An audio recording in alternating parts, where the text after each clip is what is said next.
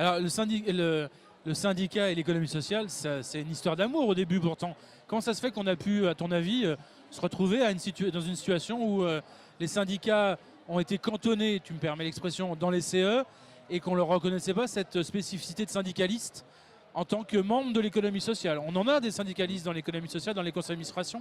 Comment ça se fait qu'il y a eu selon toi? Alors, déjà, il faut dire, et tu l'as dit rapidement, beaucoup de dirigeants de l'économie sociale et solidaire, notamment dans le mouvement d'éducation populaire, mais dans d'autres, sont issus du mouvement syndical. Alors, est-ce que le mouvement syndical s'est satisfait de savoir qu'il y avait des camarades à eux qui étaient dans des entreprises de l'ESS pour dire on n'a pas à s'en occuper, on les laisse vivre leur vie? Je pense que c'est une erreur. Aujourd'hui, malheureusement, sur les questions de l'ESS, il y a vraiment... Il y a un problème technique, le son vient de s'arrêter. Alors vous avez de l'image mais pas de son, donc c'est chiant. On règle le problème et on va reprendre. Mais le problème il est réglé, c'est que l'ordinateur il a planté, il s'est arrêté. Et là maintenant on peut reprendre. Là on peut reprendre, mais on a loupé 2 minutes au milieu.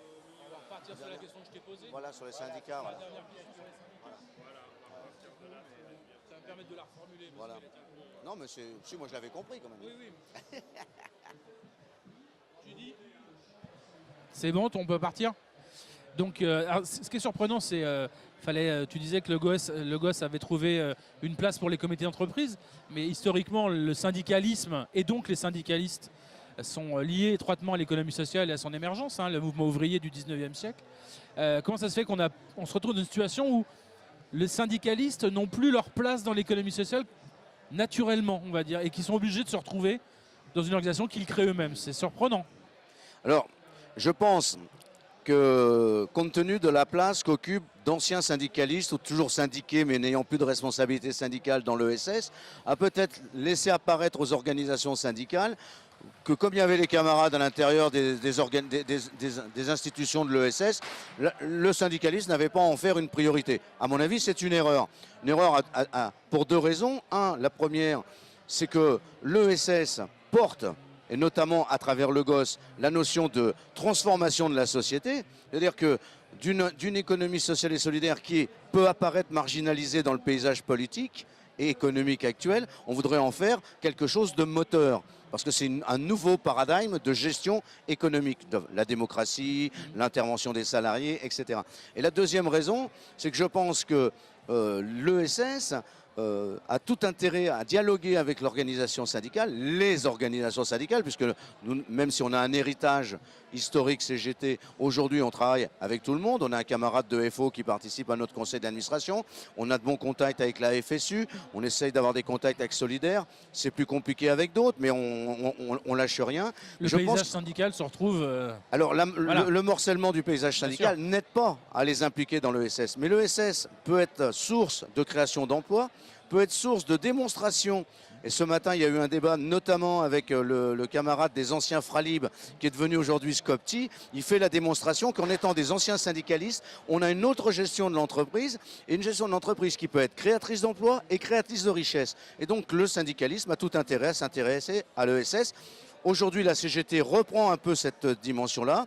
On espère que les autres organisations syndicales redimensionneront leur positionnement sur cette question. Non mais bon, il faut l'espérer parce que l'ESS a tout à gagner. On n'a jamais autant parlé d'économie sociale et solidaire depuis plusieurs années. On est au village de l'économie sociale de la fête de l'humanité. Il y a eu l'annonce du plan pauvreté hier par Emmanuel Macron. Il y a eu quelques réactions, pas hier, avant-hier, il y a eu quelques réactions déjà. Ça va impacter l'économie sociale, dans le milieu associatif par exemple. Est-ce que là, il y a par exemple sur le tourisme social, est-ce que c'est pas un oublié de justement des grandes politiques publiques d'aide et d'accompagnement des personnes en difficulté? Très bonne question, d'autant plus que j'ai été longtemps responsable dans une association de tourisme social qui est l'ENCAV Tourisme et Travail, donc notre histoire aussi issue de Tourisme et Travail. Alors, on a un double débat là-dessus. C'est ne pas dire que le tourisme social et solidaire, c'est le tourisme des pauvres. Réaffirmer que c'est le tourisme de tous, dont les pauvres. Tout à fait. Et donc, on a ce double objet où on travaille notamment avec l'Avenir Social, qui est la structure de solidarité de la CGT. On travaille avec le Secours populaire français pour que, effectivement, des familles en grande difficulté puissent venir passer des vacances dans nos villages. Mais en très petite quantité à chaque village, parce qu'on ne veut pas recréer des ghettos de pauvres dans les villages vacances. Belle mixité. Voilà. Donc, le plan pauvreté de Macron, je suis pas représentant d'organisation caritative, donc je ne l'ai pas regardé dans le détail. Ce qui est sûr, c'est que, comme beaucoup de plans, les effets d'annonce sont toujours a priori intéressants. Après, il y a la réalité concrète. 8 milliards sur 4 ans, c'est 2 milliards par an. Quand on sait la situation des 9 millions à peu près de Français qui vivent sous le seuil de pauvreté, je pense que c'est un cautère sur une jambe de bois. Je peux me tromper, je l'espère, mais je ne le crois pas. Et la réaction de certaines organisations caritatives ou de solidarité, etc., me font dire qu'on doit avoir raison et que notamment sur le logement, notamment sur l'éducation, etc., il y a plein de choses à faire. Créer un service public de la formation pour la solidarité, c'est se moquer du monde. On est en train de casser des milliers d'emplois de fonctionnaires et on va nous faire croire qu'on va recréer un service public. Donc on voit bien que là, il y a quand même une volonté d'un nuage de fumée. Macron ne veut plus se faire appeler le président des riches, mais il ne sera jamais le président des pauvres. C'est clair. Tu parlais de formation, là, la formation c'est important. Est-ce qu'il y a une spécificité de formation à apporter vers les comités d'entreprise, justement? Alors, pour les comités d'entreprise, oui, parce que justement, comme c'est des syndicalistes, ils ne sont pas au départ faits pour être des dirigeants d'entreprise. Le comité d'entreprise, quand il a des salariés, est une petite ou une grande entreprise, suivant le nombre de salariés. Donc il faut bien leur donner des formations. Il faut leur donner une double formation, une formation entre guillemets de gestion du comité d'entreprise, gestion économique, gestion sociale, mais aussi surtout leur donner les moyens de savoir ce que c'est que dialoguer, alors qu'ils sont syndicalistes, de dialoguer avec des syndicalistes qui peuvent eux-mêmes poser des revendications à l'intérieur du comité d'entreprise. Et pas forcément de la même et qui ne sont pas automatiquement du même syndicalisme que celui qui est le secrétaire du comité d'entreprise ou le trésorier. Le trésorier étant le nerf de la guerre, comme dans toute entreprise, c'est l'argent aussi qui fait vivre les revendications. Et donc, il faut qu'on forme les camarades à appréhender ce phénomène-là. Mais pas l'appréhender en en ayant peur, mais l'appréhender avec la volonté justement de faire la démonstration qu'on peut être employeur et avoir un rapport différent avec les salariés et notamment avec les institutions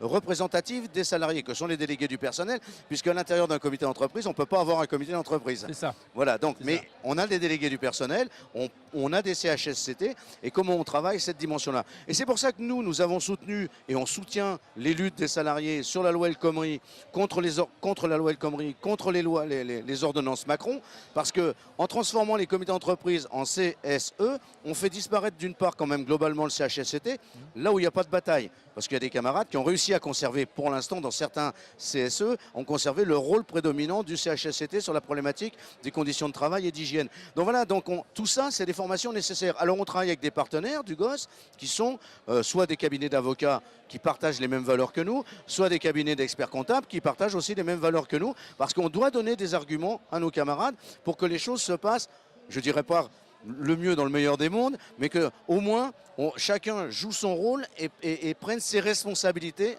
le secrétaire du CE comme le représentant employeur et les salariés avec leurs IRP.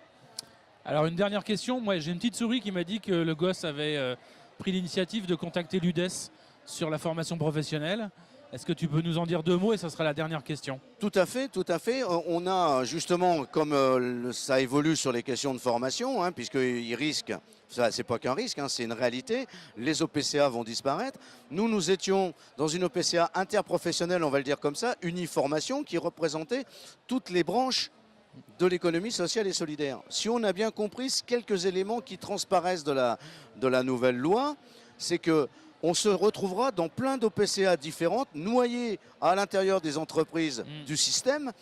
Et donc, on ne pourra plus pleinement représenter vraiment l'ESS. Donc, nous avons programmé pour le mois de novembre, la date est à fixer définitivement, dans les locaux de la Massif, parce que comme ça, on donne aussi un symbole fort dans une mutuelle, une réunion entre tous les adhérents du GOS, et Uniformation. Et bien entendu, comme je te le disais tout à l'heure, on veut travailler avec le plus grand monde possible. On s'est dit que ça serait bien que l'UDES soit associé à cette initiative.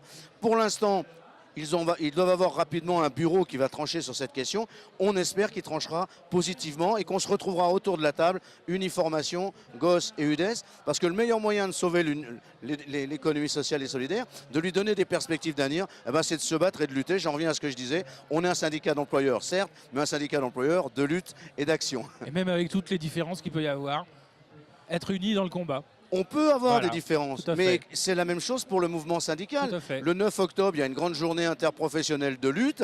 Il y a la CGT, il y a FO, il y a Solidaire, il y a la FSU, il y a des syndicats d'étudiants, de lycéens, etc. Et ben c'est cette unité-là, on essaye de la créer, nous, au niveau de nos organisations d'employeurs de l'ESS.